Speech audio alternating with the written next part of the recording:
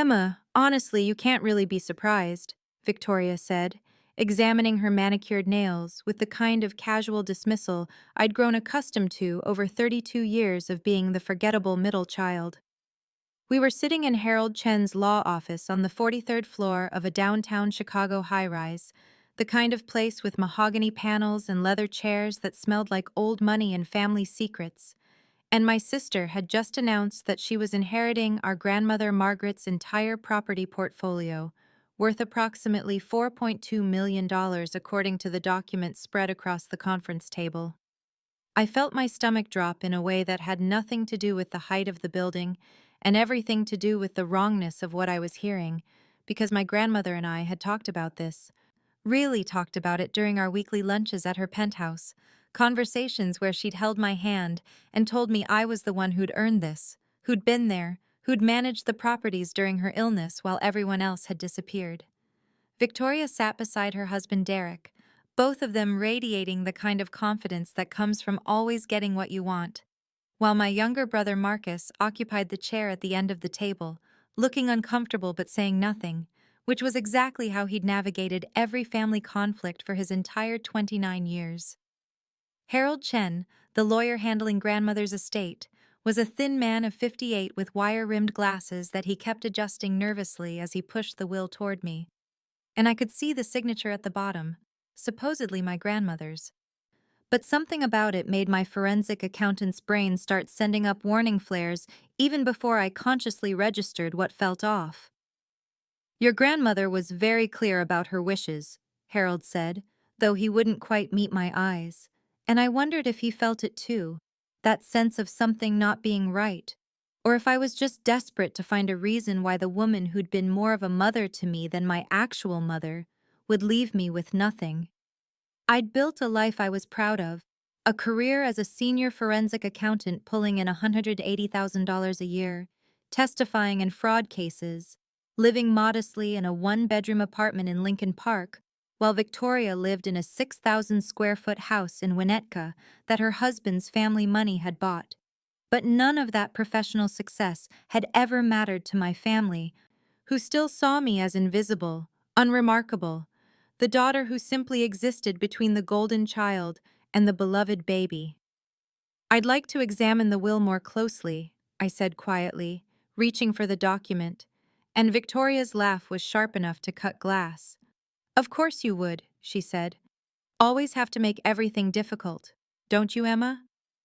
But I was already looking at the signature, at the pressure of the ink and the flow of the letters, and my grandmother's voice echoed in my memory from 6 months ago, when she'd been in the hospital recovering from her stroke, how I'd visited every single day and watched her struggle to sign get well cards, her hand trembling and weak, barely able to form letters. This signature was too confident, too smooth, and I felt something cold settle in my chest as I looked up at my sister and realized what she'd done. The pattern had been set so long ago, I could barely remember a time when it had been different, back when we were children, and Victoria was the shining star who could do no wrong while I was the quiet one, who faded into the background, no matter how hard I tried to be seen. I remembered my high school graduation, 14th in a class of 312 students, a full scholarship to Northwestern University for accounting, and my parents hadn't come because Victoria had a tennis match that same afternoon, a match she'd lost in the first round while I'd stood on that stage alone watching other families cheer and take photographs and celebrate their children's achievements.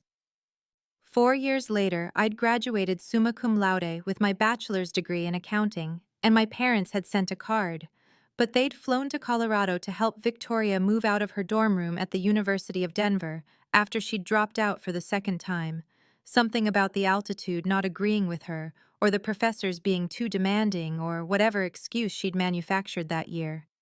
My CPA certification had been dismissed as nice over a brief phone call, while Victoria's decision to take a photography course at the community college had been celebrated with a family dinner at Gibson's Steakhouse that cost more than my rent. Marcus had always been the baby, protected and indulged, getting a new car for his 16th birthday while I'd taken the bus, receiving an allowance well into his 20s while I'd worked 2 jobs through college despite my scholarship.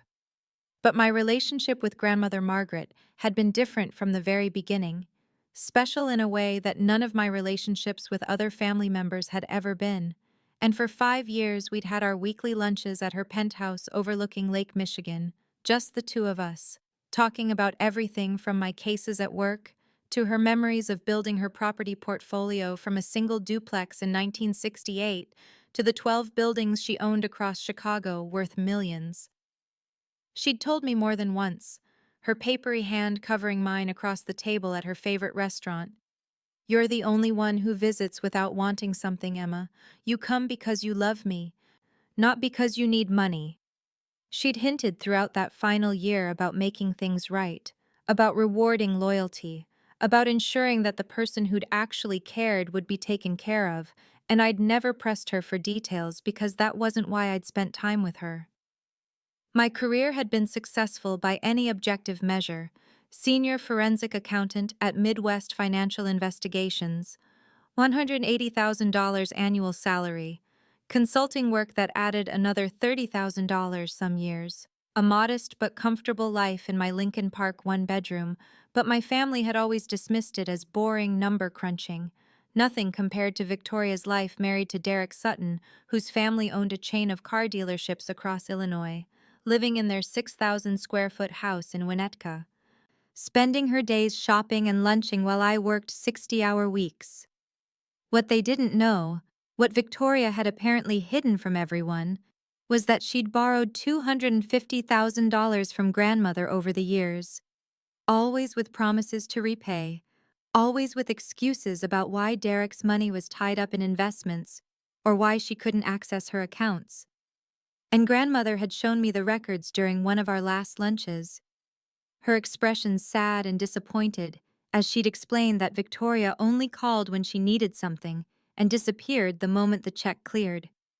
I looked at Harold Chen and said, "May I see the complete will, please, including the execution page and witness signatures?"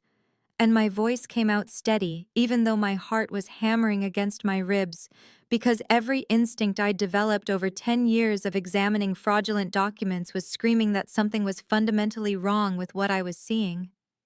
Harold pushed the document across the polished mahogany table, his fingers leaving slight impressions on the expensive paper, and I pulled my reading glasses from my purse and examined the signature line with the kind of attention I usually reserved for million-dollar fraud cases, noting immediately that the pressure was too uniform, that the flow of the cursive letters lacked the natural variation that comes from someone actually signing their name rather than carefully drawing it.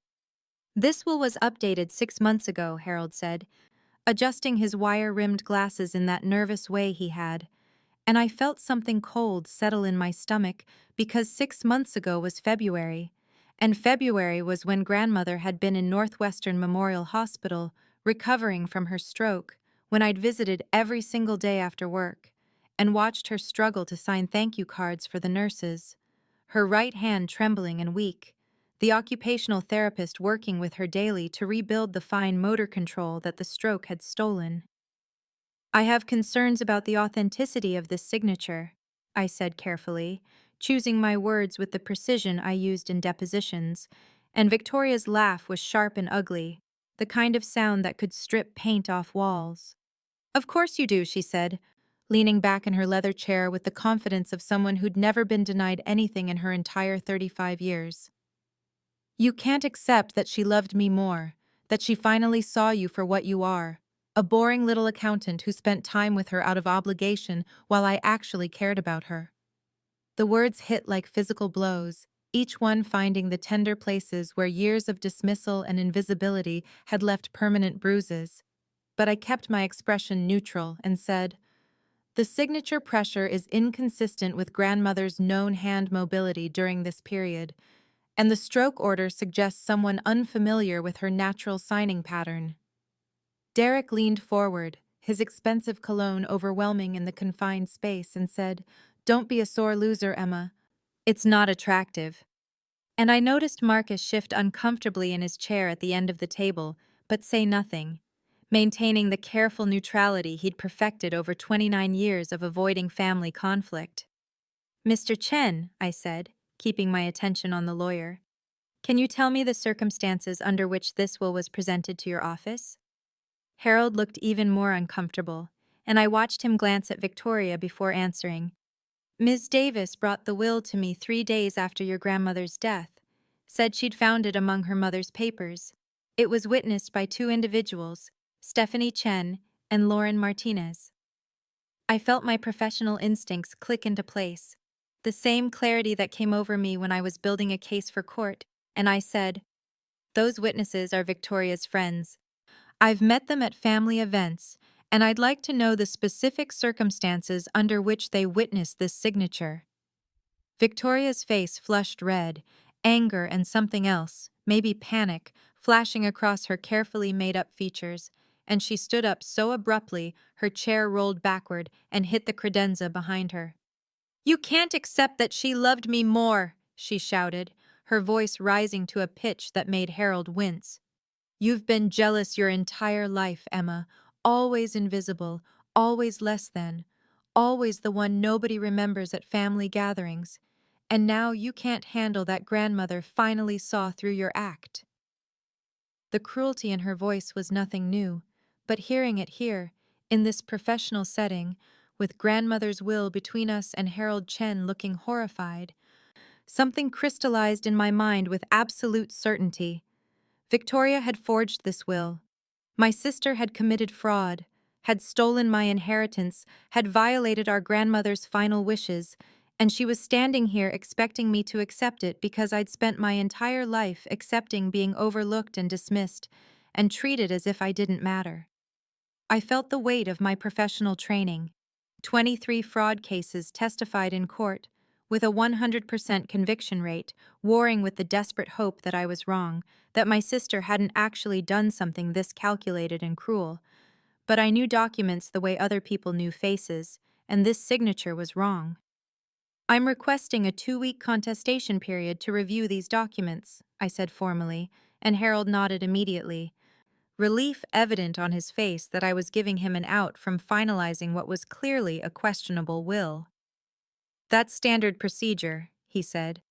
"The estate won't be distributed until all parties have had opportunity to review and contest if necessary." Victoria slammed her hand on the table hard enough to make the crystal water glasses jump. "If you fight this, Emma, you're dead to this family," she said, her voice low and venomous.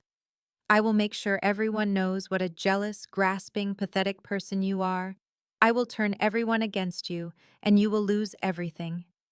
I looked at my sister, at the woman who'd been given everything our entire lives while I'd worked for every scrap of recognition and approval, and I said quietly, "I've been dead to this family for years, Victoria.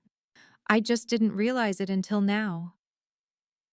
I sat in my car in the parking garage beneath Harold Chen's building for 20 minutes after the meeting ended, my hands gripping the steering wheel so tightly my knuckles had turned white, and I watched the concrete pillars blur as tears I'd been holding back for the entire confrontation finally spilled over and ran down my cheeks in hot tracks that felt like they were burning my skin. The weight of what had just happened settled over me like a physical thing, crushing and suffocating. Because this wasn't just about a forged will or stolen money, or even about the property portfolio worth $4.2 million that grandmother had built over 53 years of careful investing and management.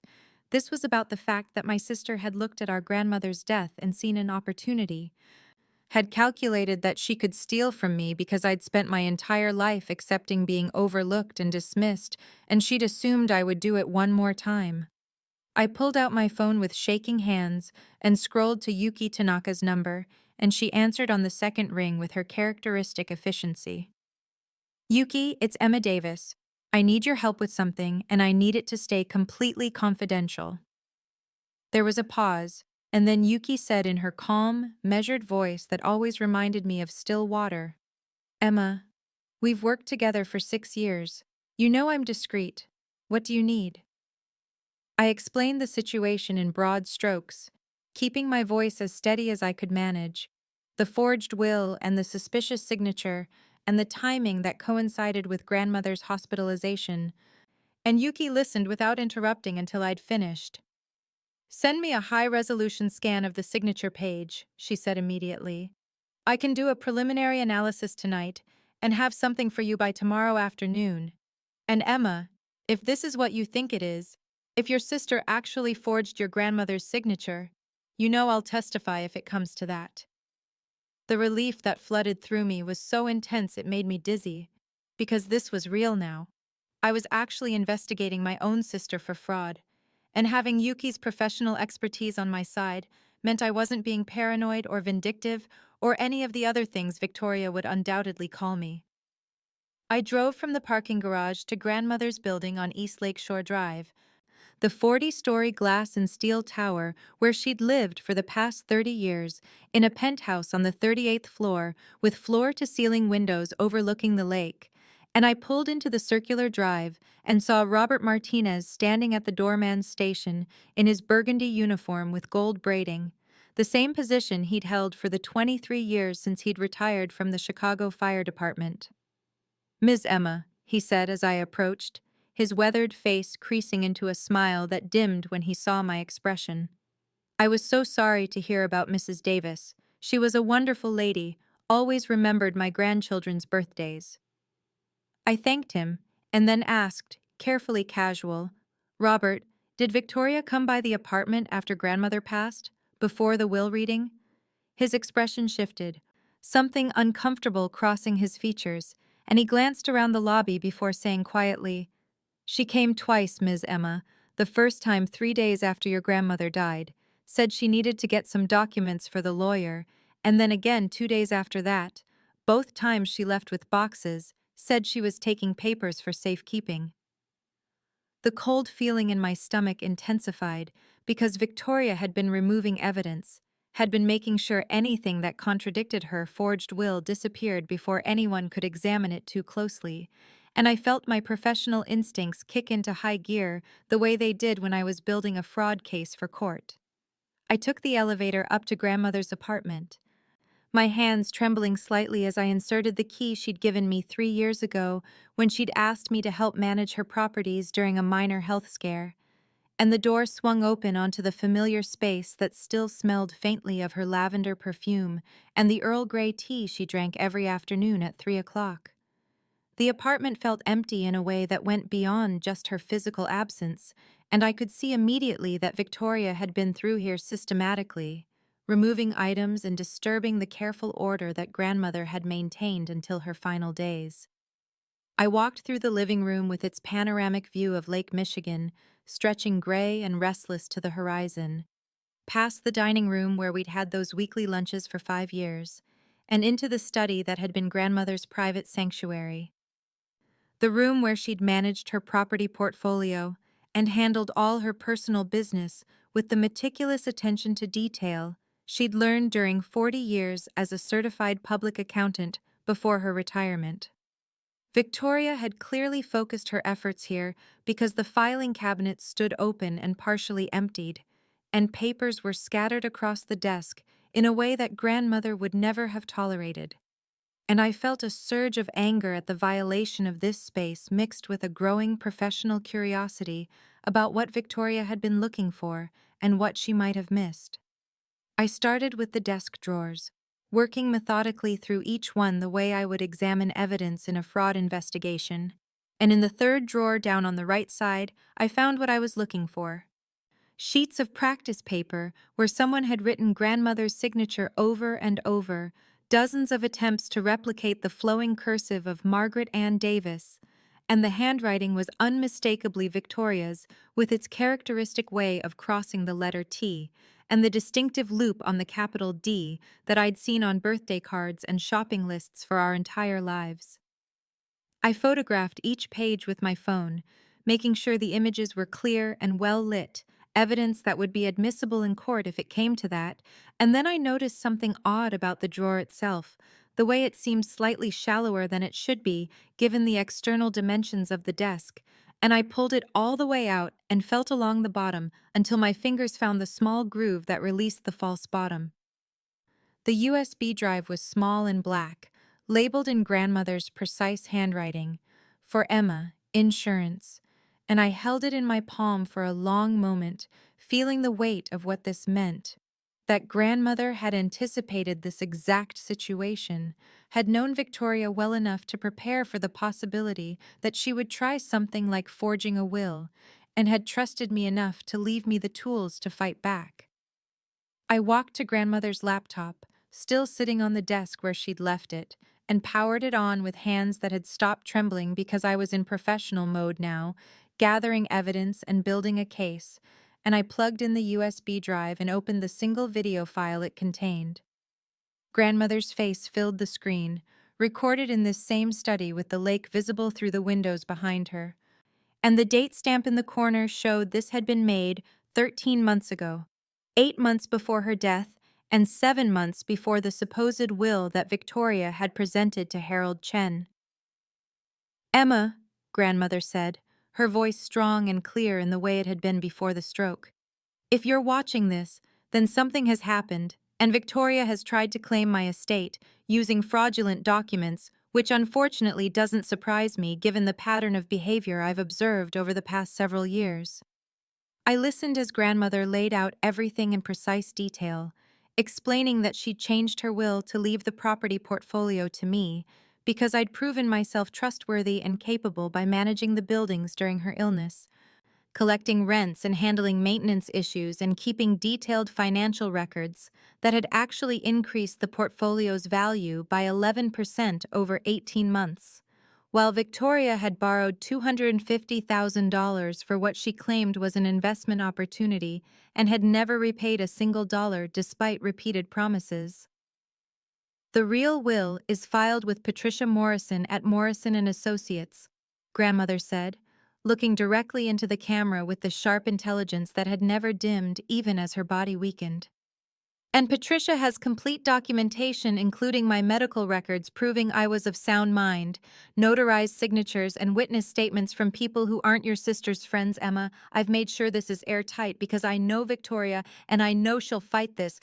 But I want you to have what you've earned through your loyalty and your competence and your genuine care for me as a person rather than as a source of money." My mother called 2 days after I'd contacted Patricia Morrison, and I saw her name flash on my phone screen while I was sitting at my desk at work reviewing financial statements for a corporate embezzlement case. And I considered not answering because I knew exactly what this conversation would be, but I picked up on the fourth ring and said, "Hi, Mom," in a voice that sounded more tired than I'd intended. "Emma, Victoria says you're causing problems with the estate settlement," she said without preamble, her tone carrying that particular blend of disappointment and irritation that I'd heard my entire life whenever I'd failed to accommodate Victoria's wishes or needs or demands, and I could picture her sitting in the sunroom of the house in Evanston where I'd grown up, probably looking out at the garden that she spent more time on than she'd ever spent on me. "Mom, I'm not causing problems. I'm investigating what I believe is a forged will," I said, keeping my voice calm and professional, even though my heart was starting to beat faster with that familiar anxiety that came from confronting my mother about anything related to Victoria. "Why can't you just accept the will?" she asked, and there was something in her voice that wasn't quite a question, more like an instruction disguised as inquiry.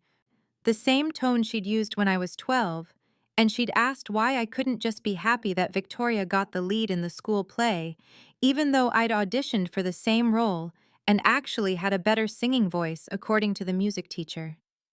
I tried to explain about the signature analysis and the timing of the will and grandmother's limited hand mobility after the stroke, laying out the evidence the way I would present it to a jury, but she cut me off before I'd gotten through even half of what I needed to say.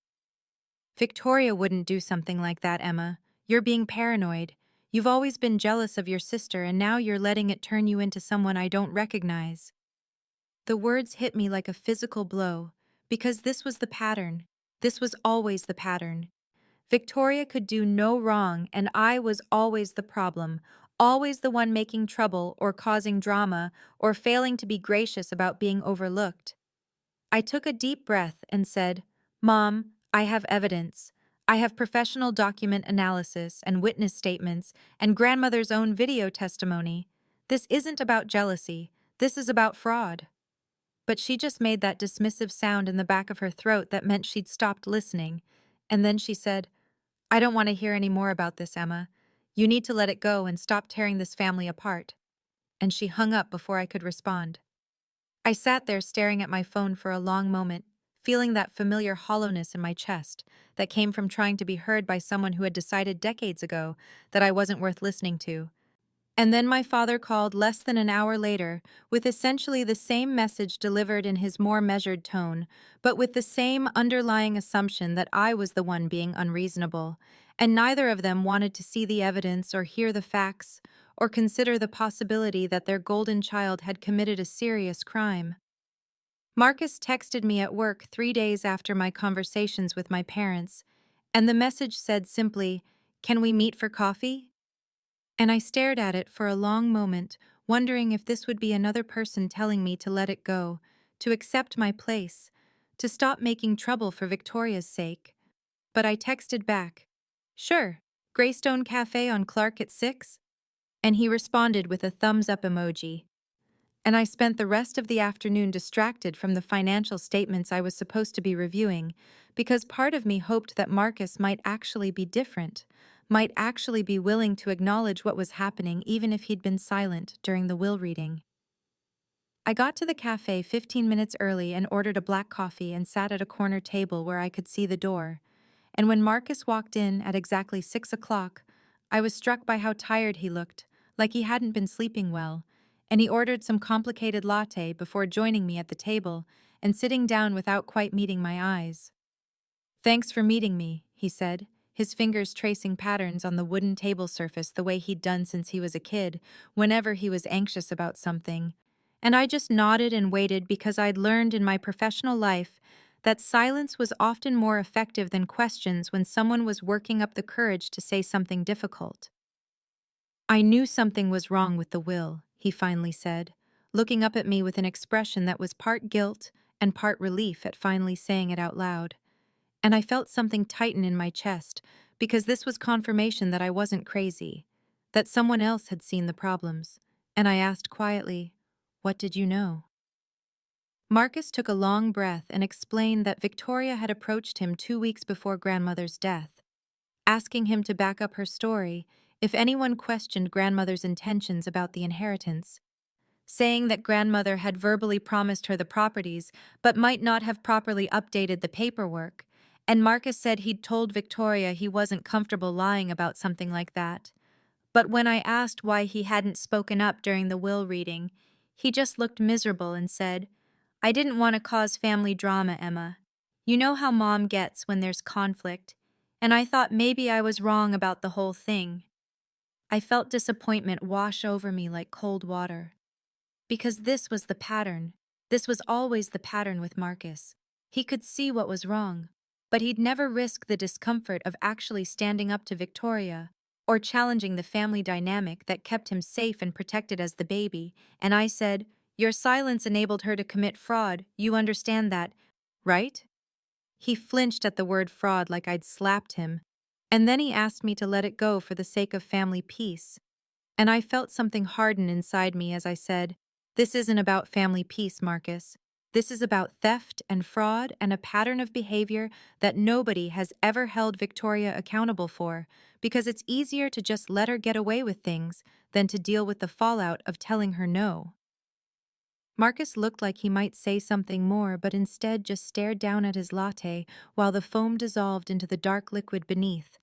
And after a moment of silence, I pulled out my phone and opened the folder where I'd saved all the evidence I'd compiled over the past week.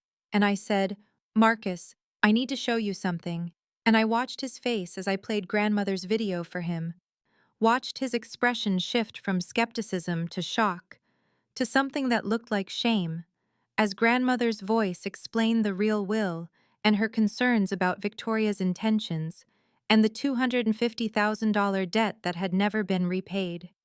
When the video ended, Marcus sat back in his chair like he'd been physically pushed, and he said, "She really did forge it," in a voice that was barely above a whisper. And I nodded and showed him Yuki's preliminary signature analysis, with the 12 points of inconsistency highlighted in red, showed him the practice signature sheets I'd found in grandmother's desk drawer, showed him the timeline that made it clear Victoria had visited the apartment twice after grandmother's death to remove evidence and plant the forged will. Marcus looked at all of it with growing horror, and then he said, "What are you going to do?" And I explained that I'd requested a formal settlement meeting with Harold Chen for 5 days from now, that Patricia Morrison would be presenting the real will, that I'd be bringing Yuki to testify about the forgery, and that I wanted him to testify about Victoria approaching him to lie about grandmother's intentions. He went pale at that and started shaking his head before I'd even finished speaking, and he said, "Emma, I can't. Mom will never forgive me. Victoria will make my life hell. I just can't be in the middle of this."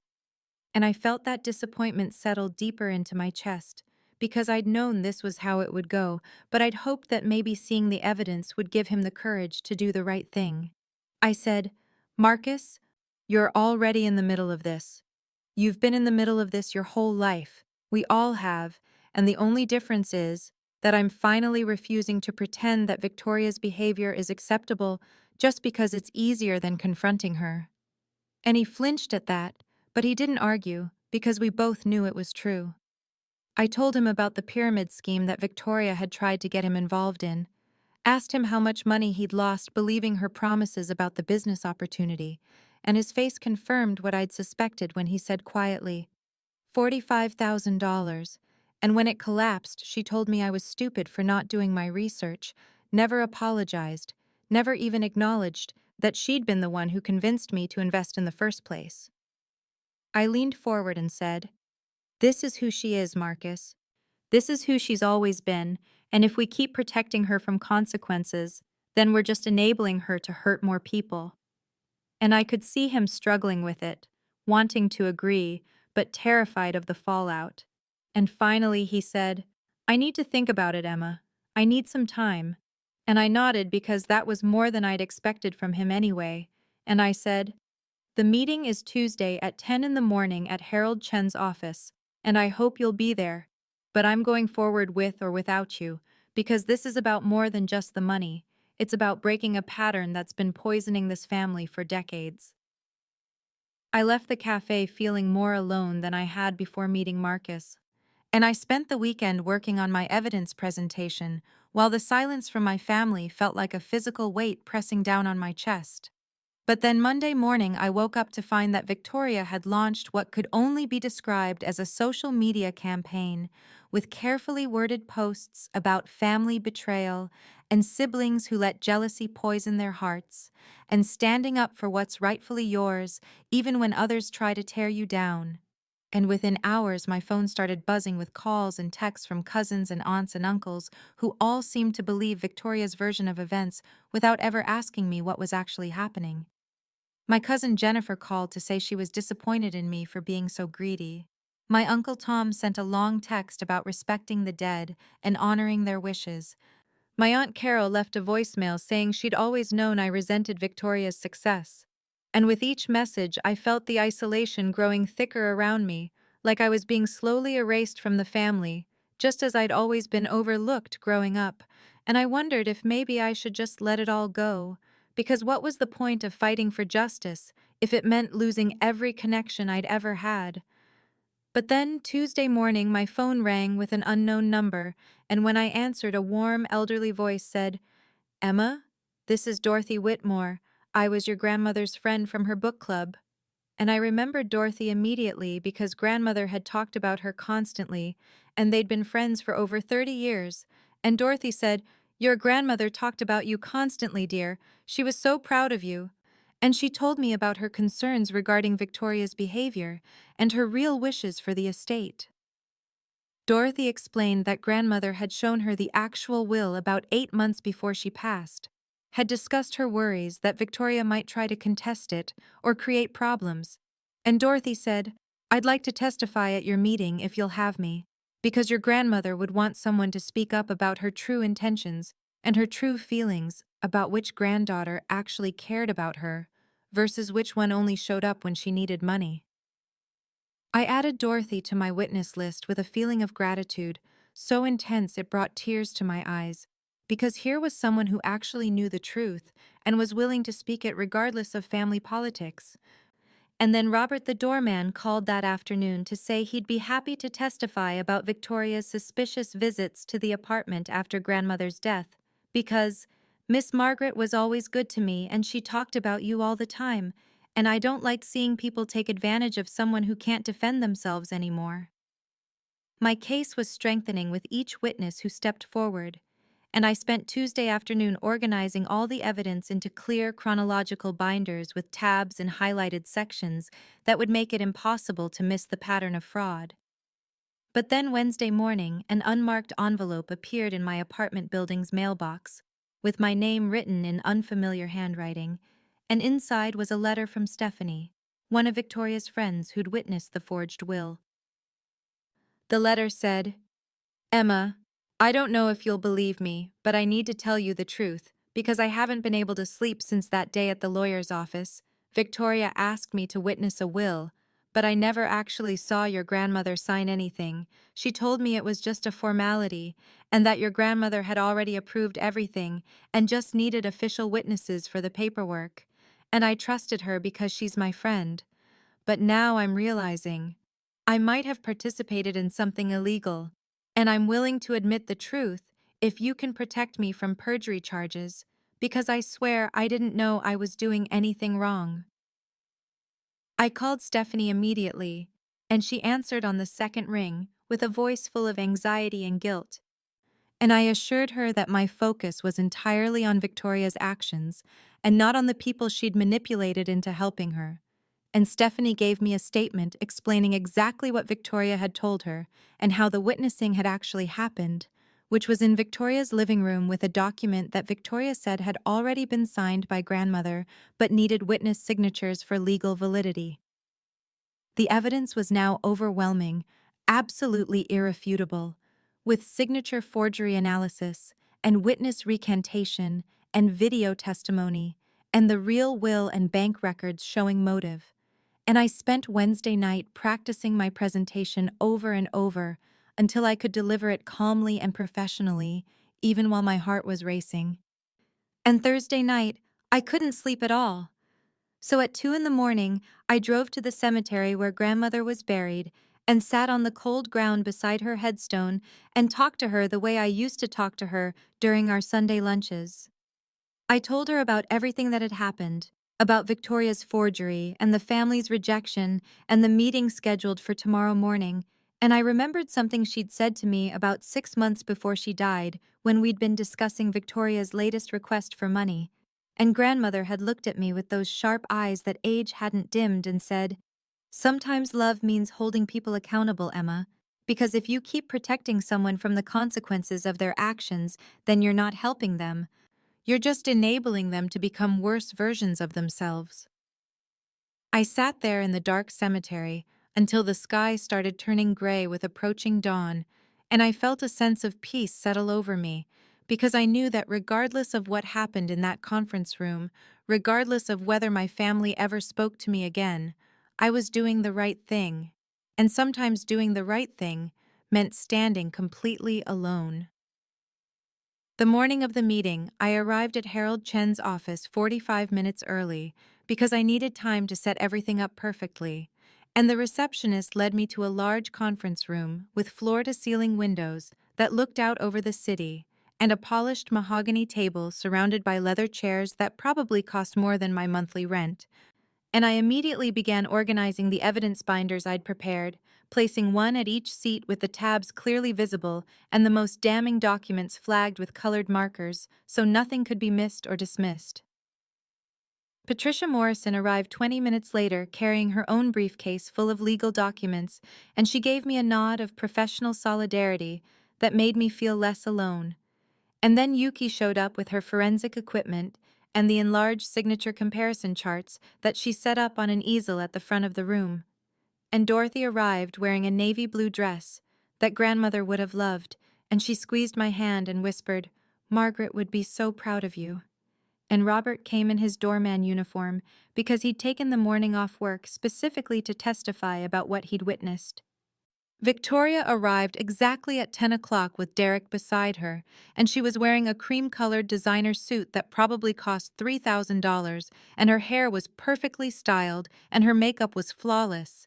And the confidence radiating from her face made it clear she thought this meeting was just going to be a formality, where she'd dismiss my concerns and walk away with grandmother's fortune intact.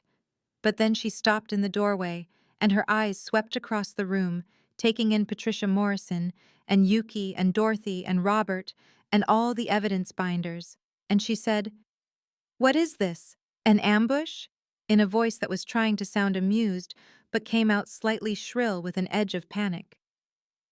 My parents arrived next with my father looking uncomfortable in his suit, and my mother's face already set in defensive lines like she'd decided before walking in that whatever I said would be wrong. And then Marcus slipped in last and took a seat at the far end of the table without making eye contact with anyone. And Harold Chen closed the door and said, "Thank you all for coming. We're here today to address some concerns that have been raised regarding the settlement of Margaret Davis's estate." And he gestured for me to begin. I stood up and my hands were steady even though my heart was racing, and I said in the calm professional voice I used when testifying in court, "I've asked everyone here today because I have evidence that the will submitted by Victoria is fraudulent." And before Victoria could interrupt, I continued, "I'm going to present a timeline, forensic analysis, witness testimony, and documentation that will demonstrate beyond any doubt that my grandmother's signature on that will was forged." I pulled up the first slide on my laptop, which showed the timeline of grandmother's stroke and hospitalization, and I explained how 6 months ago, when the submitted will was supposedly executed, grandmother had been recovering from a major stroke and had severely limited hand mobility, and I cited the occupational therapy reports that documented her struggles with basic tasks like holding a pen. And Victoria interrupted with, "This is ridiculous! Harold has the authenticated will right there."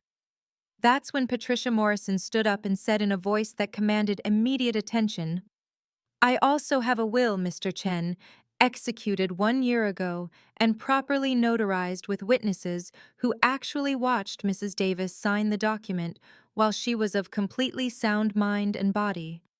And the room went absolutely silent as she placed the document on the table in front of Harold, and I watched Victoria's face as the confidence started to crack around the edges.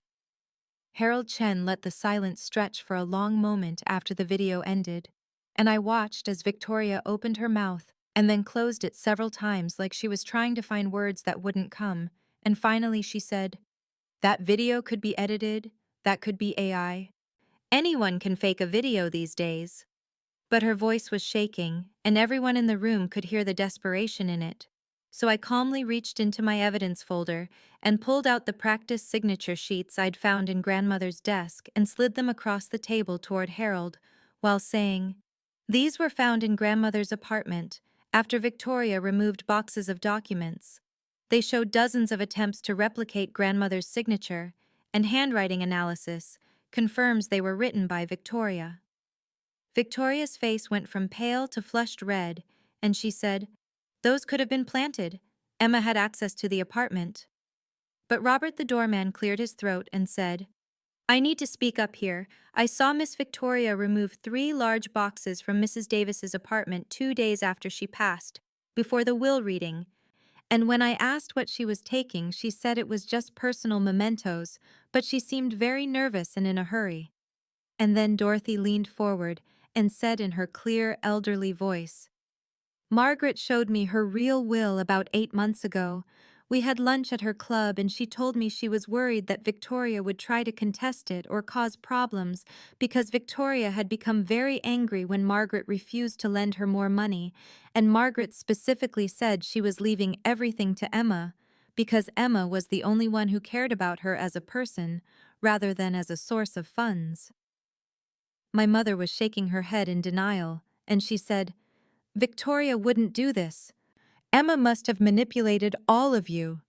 But then I pulled out the bank records showing the $250,000 in transfers from grandmother's account to Victoria's account over the past 3 years, and I said, These records show that Victoria borrowed $250,000 from grandmother and promised to repay it, but never made a single payment.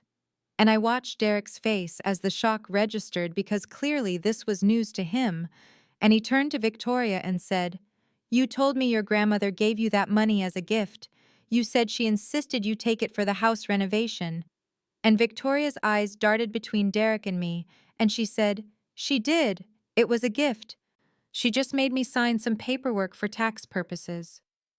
Then I presented Stephanie's written statement, explaining that Victoria had asked her to witness a will, but that she'd never actually seen grandmother sign anything, that Victoria had told her it was just a formality, and the signature was already on the document, and Harold Chen's expression grew more serious as he read through the statement, and then looked at Victoria and said in a formal tone, "Miss Davis, based on the evidence presented here today, the will you submitted appears to contain a forged signature, and I have to ask you directly, did you forge your grandmother's signature on that document?"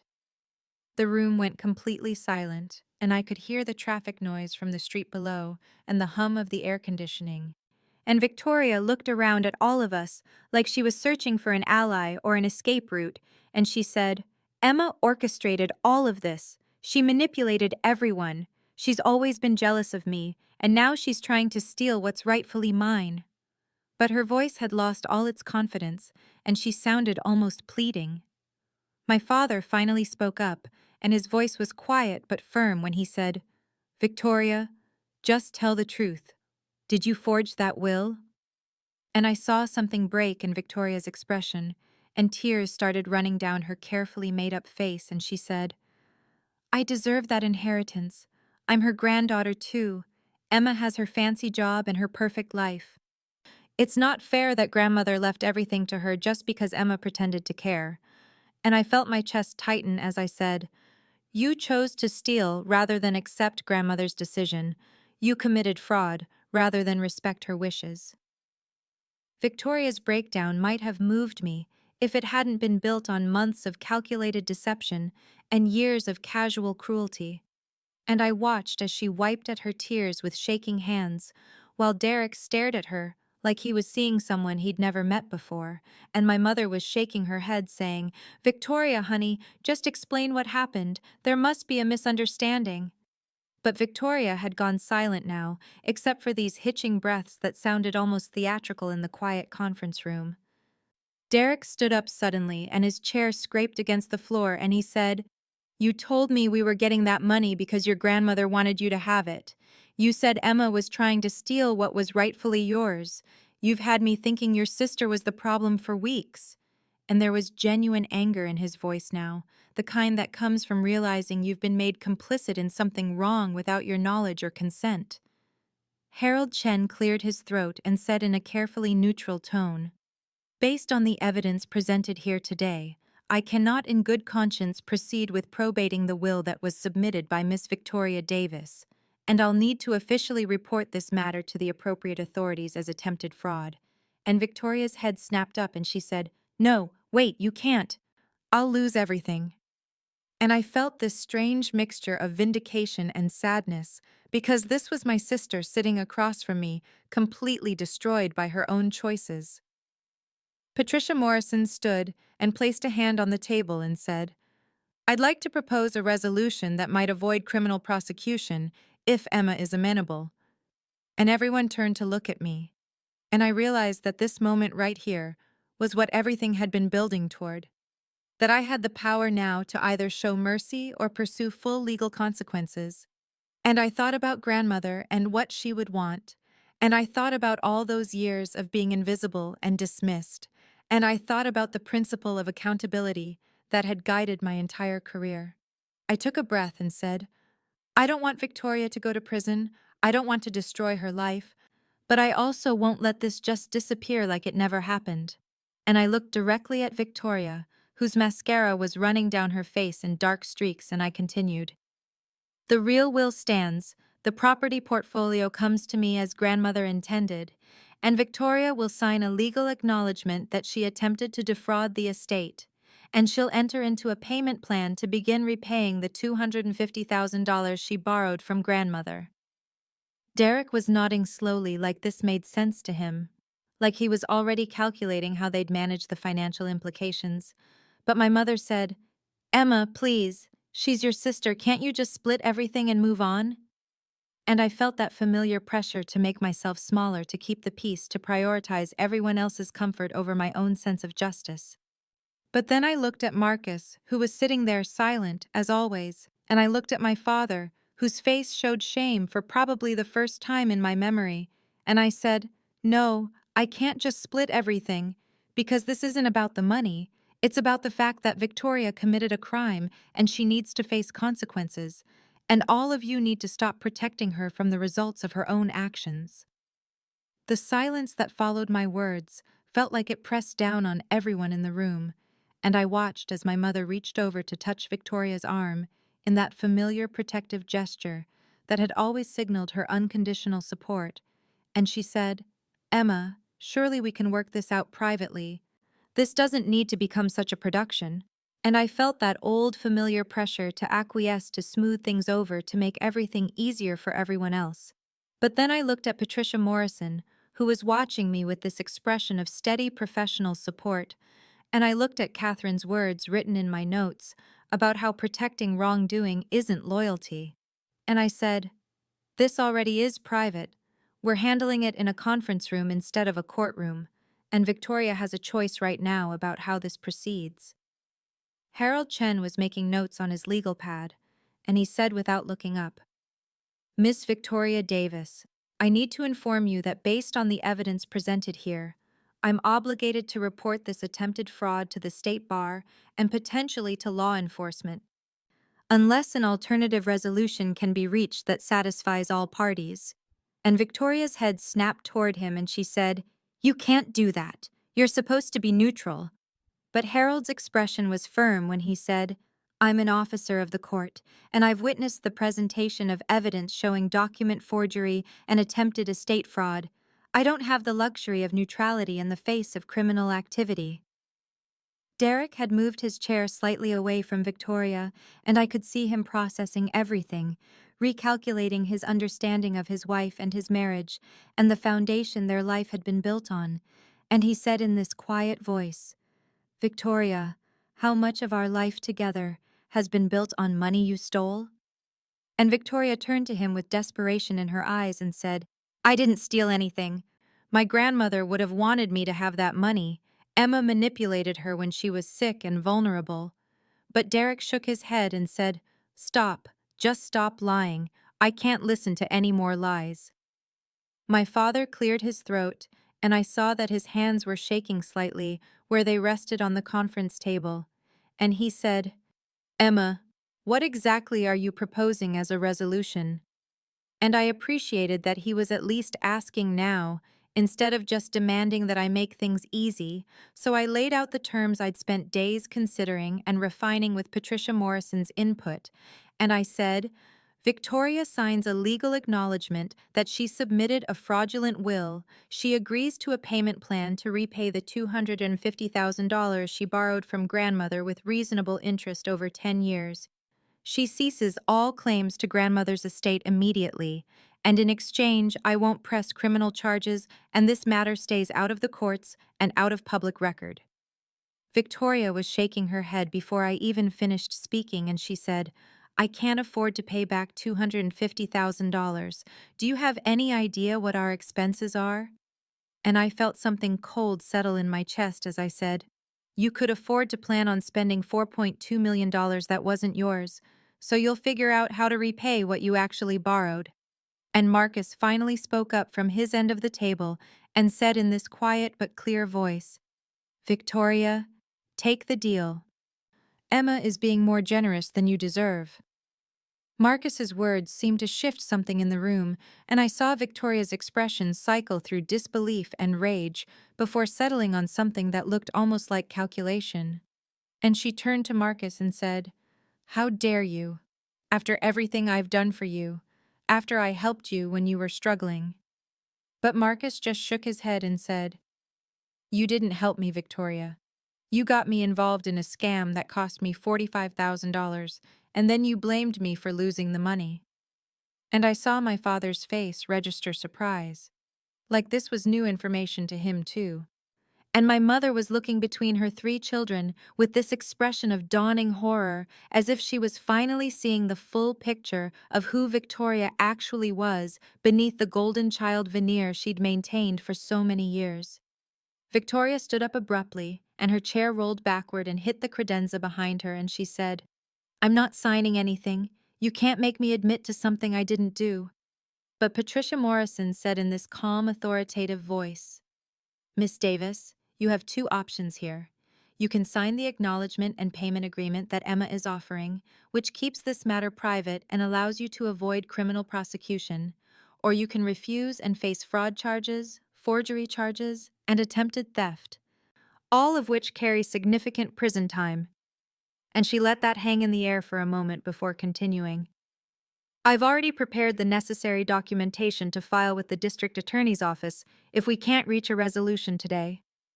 Derek was staring at Victoria with this look of complete betrayal, and he said, "Just sign it, Victoria, for God's sake, just sign it, and let's salvage what we can from this disaster." But Victoria turned on him with fury in her eyes and said, "You're supposed to support me. You're my husband." And Derek said, "I'm your husband, not your accomplice. And I'm not going to watch you go to prison because you're too proud to admit what you did." Harold Chen was writing something on his legal pad and he looked up and said, "Miss Davis, I need to inform you that if you don't accept Emma's settlement offer within the next 30 minutes, I will be filing a report with the state bar and contacting law enforcement about this matter. My obligation as an officer of the court doesn't allow me any other choice." And I could see Victoria doing the math in her head, weighing her options, looking for some escape route that didn't exist. My mother was crying now, quiet tears running down her face, and she said, "How did we get here? How did this family fall apart like this?" And I felt this surge of anger because our family had been broken for years. It had been broken every time she chose Victoria over me, every time she dismissed my accomplishments, every time she asked me to make myself smaller so Victoria could feel bigger. And I said, "This family fell apart because you taught Victoria that she could do whatever she wanted without consequences, and you taught me that my worth didn't matter, and now we're all paying the price for those lessons." Victoria sank back into her chair, and she looked smaller somehow, diminished, and she said in this quiet voice, "What exactly would I have to sign?" And I felt relief wash over me, because this meant she was finally accepting reality, finally understanding that she couldn't lie or manipulate her way out of this situation. Patricia Morrison slid the settlement documents across the table to Victoria, and she said in this brisk, professional tone, "The agreement is straightforward. You acknowledge that the will you submitted was not authentic. You relinquish all claims to Margaret Davis's estate. You agree to repay the $250,000 debt plus 3% annual interest over 10 years with monthly payments of $2,416, and Emma agrees not to pursue criminal charges or civil litigation." And Victoria stared at the papers like they were written in a foreign language, and I could see her still looking for some angle, some way to turn this around. But there wasn't one because I'd closed every door and sealed every exit with documentation and testimony. Derek leaned over and read the agreement, and he said, "Sign it, Victoria. This is the best option you're going to get."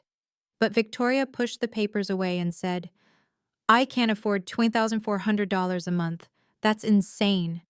And Patricia said without sympathy, "You were planning to receive $4.2 million that didn't belong to you, so you'll find a way to repay what you actually stole." And I noticed she used the word stole deliberately, not borrowed or owed, and Victoria flinched. My father picked up one of the agreements and read through it carefully, and he said, "This seems reasonable, Victoria. Emma could have had you arrested." And I saw my mother open her mouth to protest, but then close it again because even she couldn't deny the evidence that had been presented. Even she couldn't explain away the video of grandmother, or the forged signatures, or the testimony from multiple witnesses. Marcus cleared his throat and said, "Victoria, I'll help you make the payments for the first 6 months. I'll give you $15,000 to help you get started. But you have to sign this and you have to stop lying.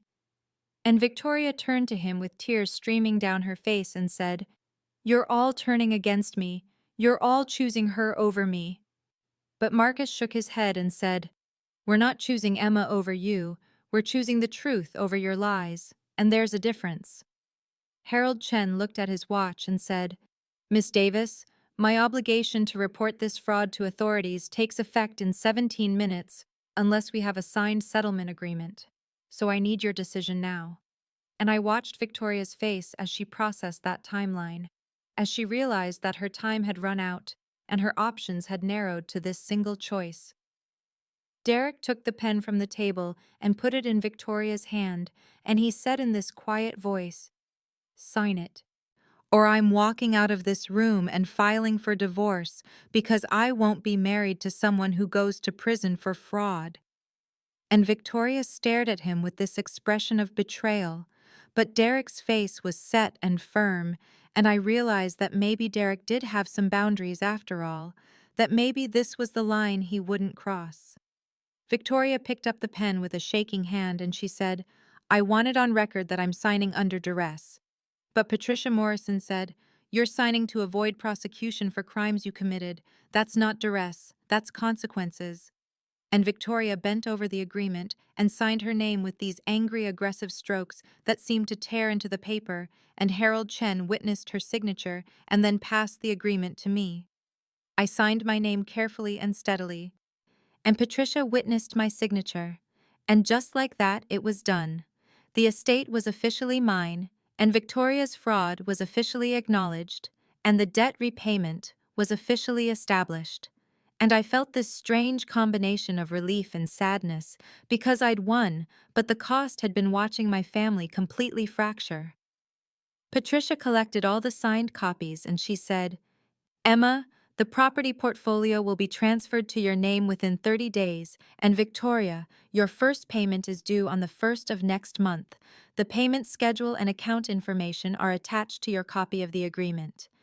And Victoria sat there with her arms crossed looking like a defiant child, and my mother was crying quietly, and my father looked like he'd aged 10 years in the last hour.